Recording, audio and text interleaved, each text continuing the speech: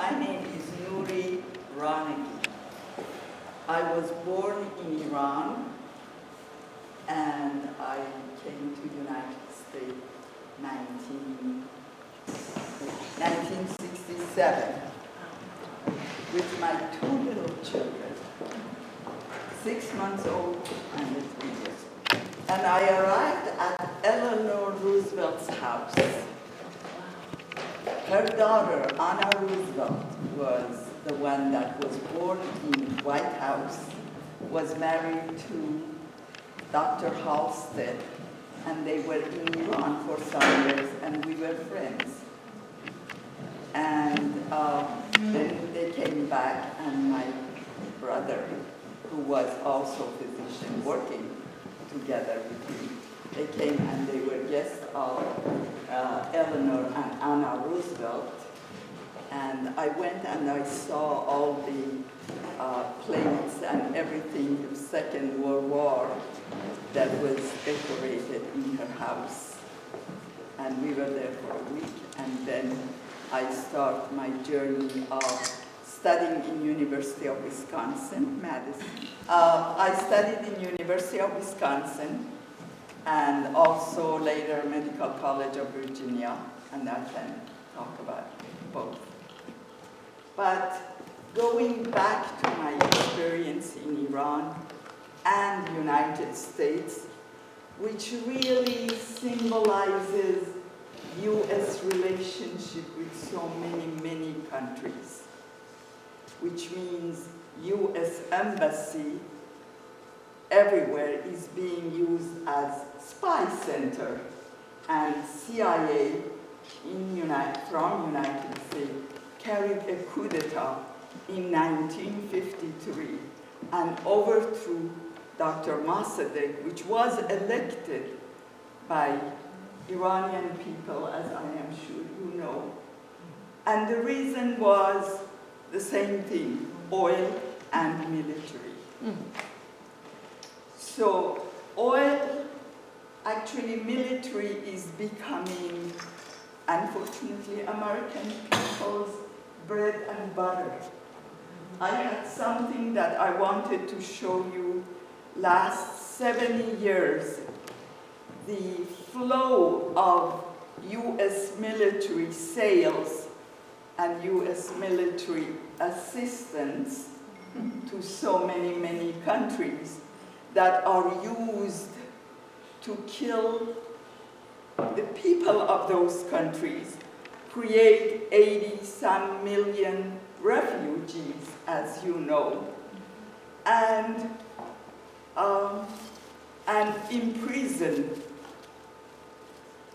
the people who try to be real patriotic for the world and for their own people. My story is, my brother was right after coup d'etat. First of all, things that I witnessed as a child is something that no American can imagine what it means. And what I witnessed was this.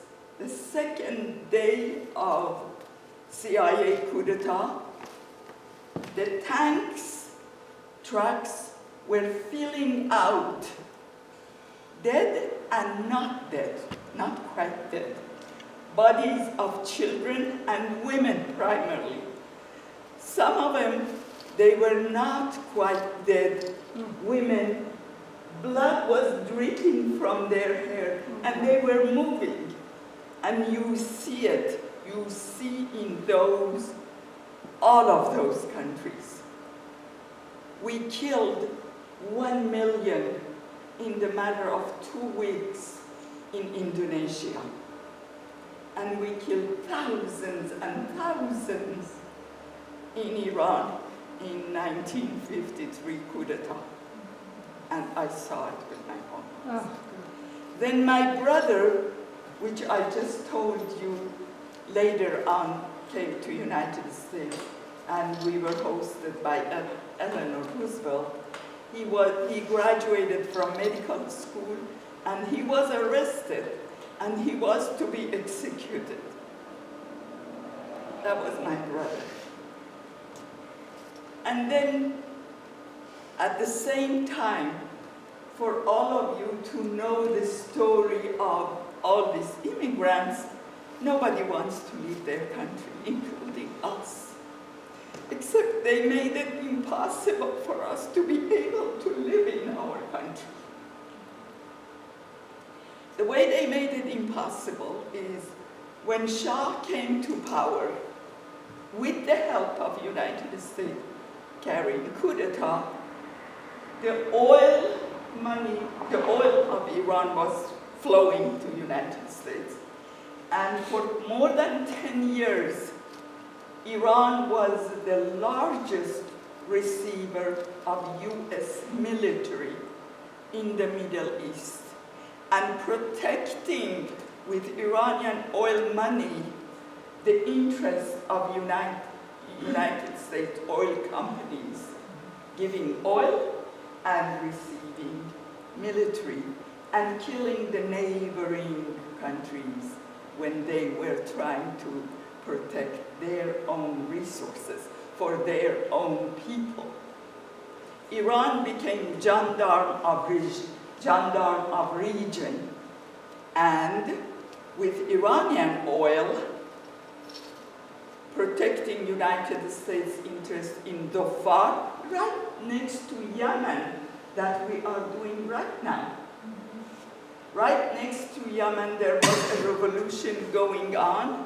16 years, Iranian oil money, with their agent, Shah of Iran, that killed so many inside Iran, also in the neighborhood. War was going on between Iran and Dhofar for US, for the oil. And about more than 5,000 Iranians got killed, and so much of oil money went there until they were defeated, those people. Now myself, my brothers migrated to United States. We were forced to migrate because they made it impossible for us to live in Iran. Tortures, regular imprisonments, killing of round of MDs, PhDs, and Iranian people. I migrated to United States 1967. I was here 1964. I went back, and I came back with a child. Louder, please. I came back with a 6-month-old daughter and a 3-year-old daughter. They are now grown up. Then I went to University of Wisconsin, studied. I went to Medical College of Virginia, and both of it, I will explain what happened in the US also. My father died in 1978. I was here in US talking like this as to the peace groups. I was member of Women's International League for Peace and Freedom. I was member of American Soviet Friendship Society at that point. I was member of Iranian Student Association. And we would go on strike when they wanted to execute with the blessing of United States. Tens a day, every other month of our scientists and our people. Many were executed with the hand of Shah. Many. My father died, and I took my mother back home in Iran. CIA creates 2 things with your tax dollars. One is America, School of Americas. I don't know if you are aware what it is. School of America brings people from all hundreds of countries and train them to be tortured, to be terrorists that now, and they send them back. Also, CIA creates offices and places of torture with the help of those that he sends back. When he sends back, they become president or something, carry coup d'etat against people, and start murdering and torturing their own people, just as Shorb did. So my mother died, and I took my father back home. My father died, and I took my mother for funeral to Iran. I was American citizen, and now my children were 10 and 13 years old. I graduated from University of Wisconsin, and when I went there, as soon as I got there, they took my passport. Iranian Savak was a dreadful CIA branch of hundreds in 100 countries. Iranian Savak was the torture center of US in Iran. So as soon as I got there, they took my passport, and my children were here, I went back to get my passport after funeral and all that. To come back, they arrested me and they put me in solitary confinement. And I was there for 2.5 months. Maybe we think of torture only physical, but there are all kinds of tortures. One of the things that every day I would hear, and once in a while, if they didn't drop that cover on the whole of, I don't know, prisons, solitary confinement, sometimes has a hole, no, not sometimes, has a hole, and the security or whoever prison guard, they look inside to make sure that you're there or whatever, and then they drop that. If they would drop it, I wouldn't see, but if they would forget, I would see that the young Iranians were tortured, and this prison, whoever, or torturer, would carry him from in front of my cell, and they couldn't walk, so their feet was pulled, and you would hear the pain and the suffering that they were tortured. Now they were being taken to their cell. I would witness that as I was in my cell. Or there was some kind of misunderstanding, and the guard suddenly rushed to my cell and he said, "Did you know if I kill you and if I say you insulted His Majesty, I will get 1 star, 1 more star?" I didn't know why he was saying that or why he came. My question, of course, was that there was some noise outside, religious ceremony or something. So I asked the lady when he came to the door, I said, "Is there a morning event or something? Is there a morning, some religious leader, they got killed or something?" That's why I hear from far away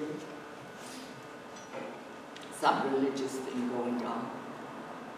She didn't answer me, and she left, and the prison guard came angrily and said, "If I kill you, and if I say that you, if I kill you, and if I say you insulted His Majesty, I will get 1 more star. And they took me to just cold, freezing cell for a few hours. I didn't know what was going on, so then they brought me back. I was not really tortured in a sense of what I knew from Savak. So in any case, after 2.5 months, 2 months and 22 days, it was Persian New Year. They released me thinking that the truth was that the movement was bubbling up. As you know, 1979, the revolution took place. So I wasn't useful for them. So they wanted to get rid of me. They had many, many more people that they wanted to torture. For example, there was a theater,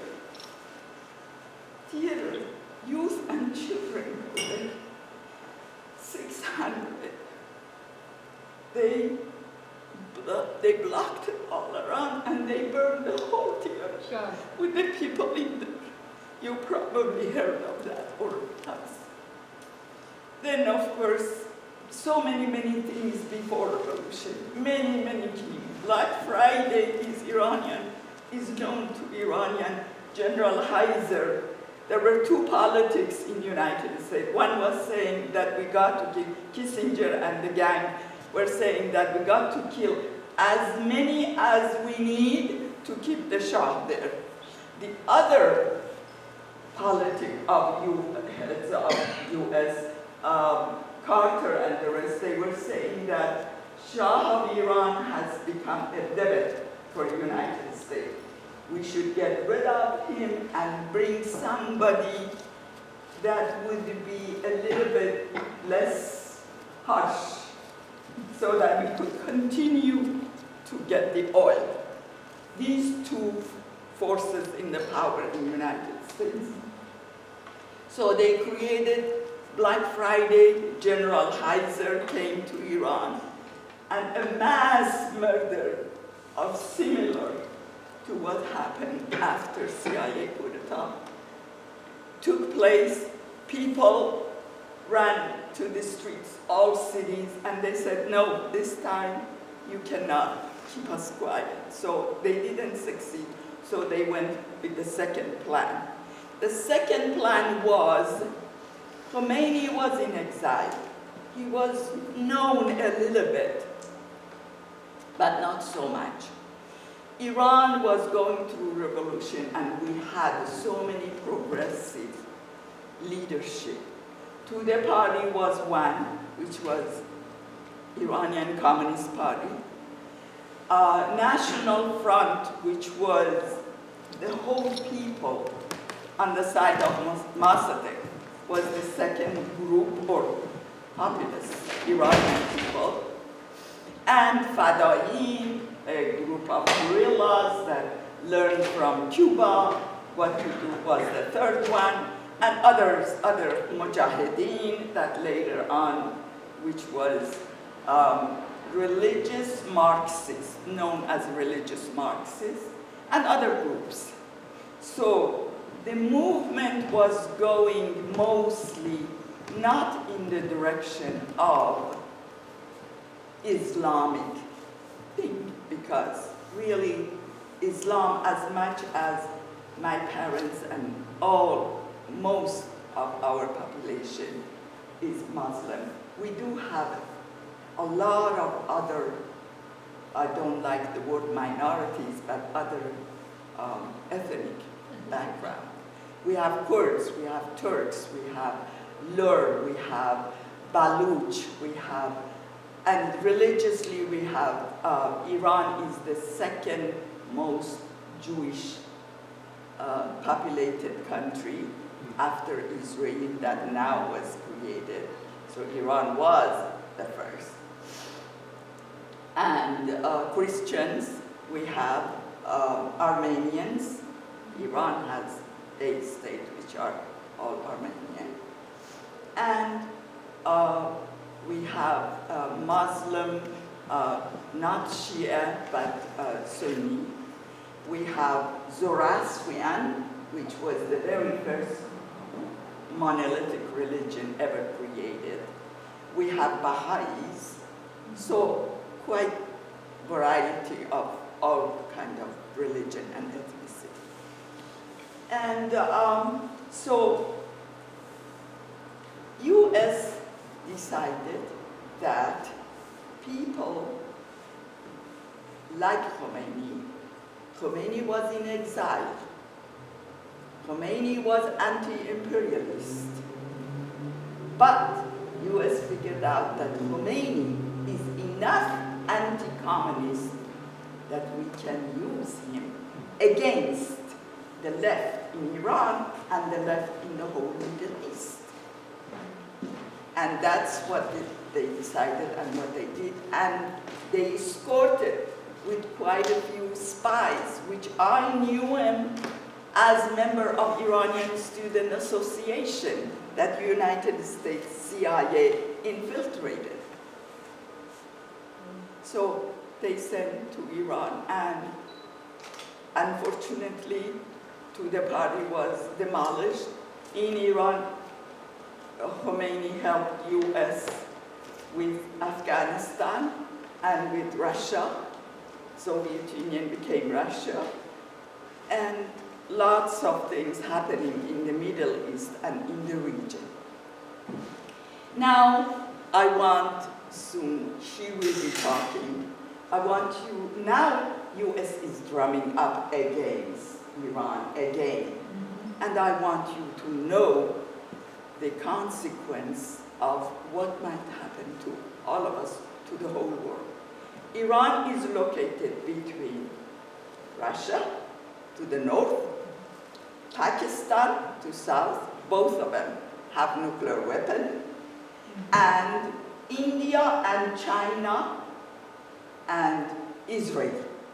5 out of 9 nuclear nations are right in that region. If US gets there, as they are doing, the whole world will be destroyed because they are not going to stay quiet. China is getting oil from Iran. India is getting oil from Iran. Japan is getting oil from Iran. And not just oil, the whole region, as I am sure you all know. Last 20 years, last hundreds of years, I just told you about 70 years ago what they did to Iran. But last 20 years, US attacked Afghanistan, Iraq, Syria, Libya, Yemen, Somalia, and all of those countries which are right around. And militarizing Saudi Arabia, which you all know attacked 9/11. They were primary attack, helping United States to kill so many Americans so that Americans, not knowing what Arab or Muslim is, they can attack Iraq. While Saudi Arabia now probably you all see, and nobody was in the United States. Now, what is so close to you, and why it matters that we really get up and be out there and say no. Money-wise, we always talk about money. Money-wise, $6 trillion T means 6 million times million. Only the amount of money, your tax dollars, that has gone to Iraq alone in last 18 years. $6 trillion. I'm not talking about Vietnam. I'm not talking about Afghanistan. I'm not talking about Libya, what they did, and all of that. And the killing of the people, misplacing all the people. Look at the border people. They want to be at their own home country. All of us want. We want to travel, but we want to be in our own neighborhood. So I was released, I came to US. When Shah was overthrown and came, I was in Medical College of Virginia. And I was writing, just as I am talking, I was writing some articles and I was talking. And I was saying that Shah of Iran got to go back, face justice. He has murdered, he robbed, with his help, wealth of Iran, and all that. He should go face justice. And hostages, which actually I have a book and I can show you, which weren't harmed at all, would be released. CIA came to my house and threatened me that we are here to kill you. We are assigned to kill you and your children. And Ku Klux Klan, I was in medical school, Ku Klux Klan wrote with blood that we will kill you, we will cut your throat and your children's throat with blood, writing, putting it in my nails. And you need to know that even though none of them were hurt or anything, but in the United States, so many Iranians were killed by the hand of CIA or Ku Klux Klan or similar, including threatening me and my children. Louder, at please. University. Louder. Yeah. So, look at your own interests. And now today, supposedly US is not at war with Iran. But you know what is going on in Iran? We have 4 million, between 3 to 4 million Afghani refugees in our country because of US war against Afghanistan. We also have the usual thing that when the United States goes to war with a country, they grow opium. We have tons of opium daily flooded Iran and our youth. Our youth are flooded with opium addiction because of, in Afghanistan, when Taliban was there, they were working, Taliban, reducing the opium production. You probably heard it or please read it. US got there, opium production is stopping and taking over Iran. The drones are killing our scientists. Israel getting US passport, some Israeli officials or whoever, getting US passport with the help of US, going to Iran and killing scientists or individuals that they feel they are threatened. And many other things. This is a small story. Now, you have seen this. Iran is surrounded with 42 US military bases, the other side of the world. Look at destabilization and the way that Iranian people live with this kind of thing. Also sanctions, you know, there was a contract. Last 40 years they are trying to overthrow the government of Iran. You all know. But then, during Obama, 5 JC members,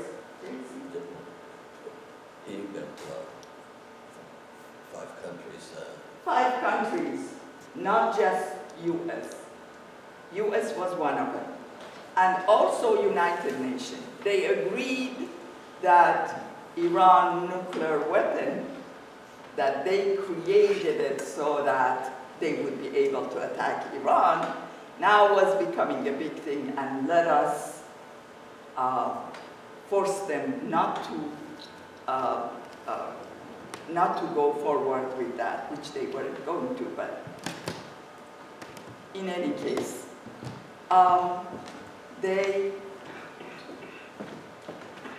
Obama and 5 other countries with United Nations, UN General Assembly passed, and that there will be that the 30-some billion dollar of Iranian money 40 years ago they confiscated, and so many, and sanctions, it would be slightly, they would give some of that money back or that money back, and they would not be sanctions against Iran, which was for 40 years, and Iran survived. But then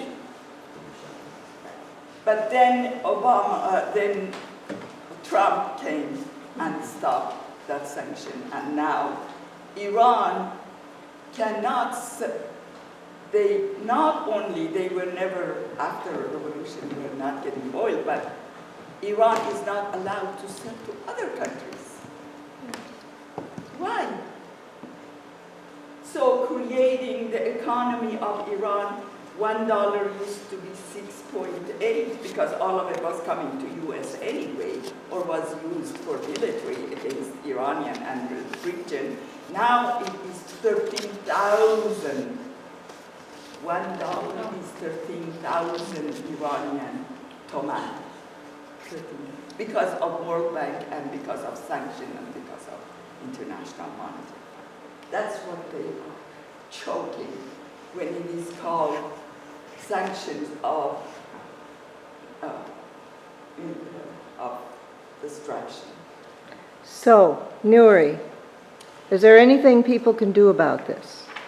So, one, I am hoping that all of you, war with Iran, to write, we were with the Congress people and others, and there are some legislation, please saying that we don't want war with Iran. And this is for your own safety, security, money, everything. And working with WILPF, I opened up U.S. Department of Peace. Please have some. You are U.S. and you are. We have literature laid out there on the table, and we hope that you'll take one of everything. U.S. Department of Peace. You can sign up and be a member, and I will give you cards with your name, and you can distribute and become a member of U.S. Department of Peace. We'll work together. Have delegations sending there, bring delegations from those countries here. I organize and I send state and city officials to Soviet Union at the time of Reagan that was doing Star Wars. And state and city officials I organize and send to Soviet Union. You can organize delegation, go and have a lot of fun. Check out Iran. Check out Iranians say, guests are gift of God. And they welcome you at their house. And these are the facts about Iran. And really, this pledge is Women's International League for Peace and Freedom's pledge in there. Peace is women's issue. And working together and stopping. We are many, they are so few.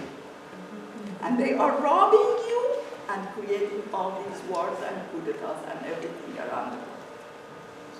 Thank you so much. This is a Nuclear-Free Futures tour that the three of us are taking here in California, and then we're moving it on to Japan.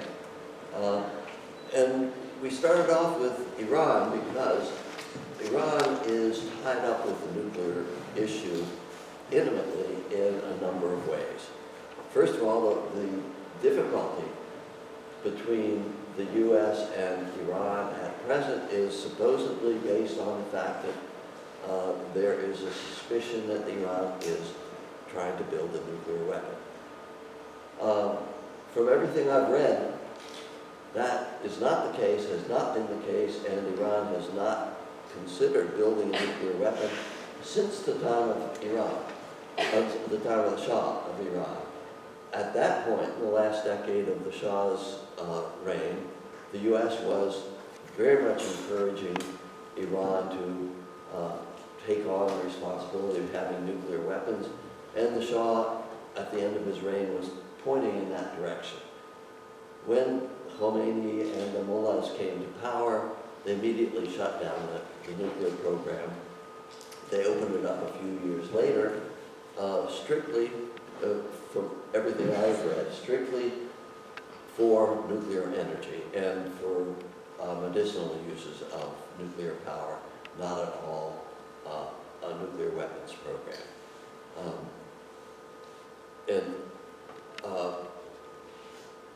One of the dangers of nuclear weapons is the accidental beginning of an exchange, a nuclear exchange between countries that are not agreeing with each other. And that right now seems to be in an era, the last few months, particularly since President Trump withdrew from the JCPOA. What is the JCPOA? Joint Comprehensive Plan of Action. It is a UN treaty, but that involves Iran, 5 signatories, maybe 6, I'm not sure I can name them all. Great Britain, Germany, France, Russia, and China, and I believe the European Union is in there somehow also. And that had basically responsibilities on both sides. And U.S. Right? Oh, the U.S., of course, right. On Iran's side, they were to submit to the most rigorous inspection of nuclear facilities that any country in the world has experienced so far. And they have passed all of those according to the UN inspectors. In return for that, the U.S. was supposed to weaken their sanctions, get rid of their sanctions eventually. But what President Trump has done is withdraw from the treaty, increase the sanctions, making it almost impossible economically for Iran to survive with any dignity. And then things have begun to warm up militarily, which is a real danger of nuclear weapons. So the reason that Iran was in on this is because this is something that in this Nuclear-Free Futures Tour, Nuri and I have been very concerned about it, particularly all of this year. And there's a lot of nuclear issues involved in this. So I want to change direction here at this point, and I want to bring something up on the computer, namely something that talks about what are the dangers of nuclear weapons. This is associated with the treaty on the prohibition of nuclear weapons that Ellen is going to talk about a lot more. And this was something published by, that treaty was really shepherded through the United Nations by ICAN, the International Coalition Against Nuclear Weapons. One member of that is WILPF, through what is Reaching Critical Will, and another member of that is a website, nuclearban.us. This is something that is on nuclearban.us website that I would like to read to you, and then I will turn it over to Ellen. The urgency for nuclear elimination. Nuclear weapons are the most indiscriminate, immoral, and inhumane weapons ever created. Even a single detonation on purpose or by accident would be a humanitarian catastrophe of unparalleled proportions. A full-scale nuclear war could mean the end of civilization as we know it, if not the end of life on Earth. Nuclear weapons' continued existence is unnecessary, risky, immoral, and oppressive. They are not just a threat to, quote, enemy countries. They are a threat to human survival. Today there are 9 countries: the United States, Russia, China, the United Kingdom, France, Israel, North Korea, Pakistan, and India that possess together an estimated 1,500 nuclear warheads. 15,000. Pardon? 15,000. Thank you, 15,000. The average nuclear warhead today is many times more powerful than the bomb dropped in Hiroshima. The United States and Russia hold over 90% of the nuclear weapons. Many of these weapons are kept on hair trigger alert. Okay, that is one real serious issue, particularly when you have verbal threats going back and forth. Having weapons on hair trigger is really, really scary. Ready to be launched within minutes of receiving a command. Experts agree that we're closer to nuclear war than we've been since the height of the Cold War. In February 2018, the Bulletin of the Atomic Scientists moved the doomsday clock of representation of how much danger we're in from nuclear annihilation to 2 minutes to midnight, signaling the increasing threat of nuclear war. Rather than taking serious steps to reduce and eradicate our nuclear arsenal, the U.S. instead intends to spend an estimated $1.7 trillion in inflation-adjusted dollars over the next 30 years to enhance our arsenal and build more usable nuclear weapons. $1.7 trillion is about $5,000 per person in the United States. That's a lot of money. Similar nuclear enhancements are being implemented by the other 8 nuclear-armed states, and it is clear we are now entering a new arms race.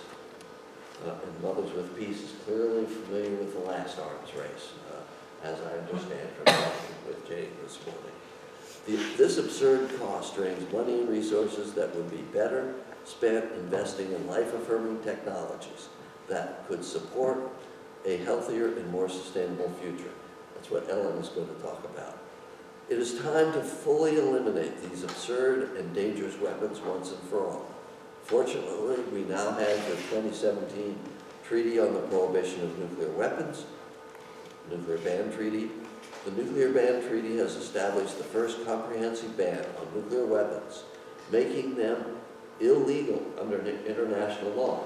So as soon as another 26 countries ratify this treaty, the U.S. will be an outlaw internationally. Possessing nuclear weapons will be illegal at that point internationally. While the U.S. and other nuclear-armed nations have boycotted the treaty, and they've done it in a rather condescending way, and are working to undermine it, through grassroots education and organizing, we can help to ensure the Nuclear Ban Treaty's success. Check out our campaign to find out. And don't run out the door until you do what she's about to tell you, Ann. Sign petitions, get the literature you didn't get yet. Admire Nuri's knit skirt with all her piece type and disarmament buttons. This is amazing. May I hold it up? This is her creation. Nice. It's quite amazing. So you should come and look at this up personal, then you can make your own.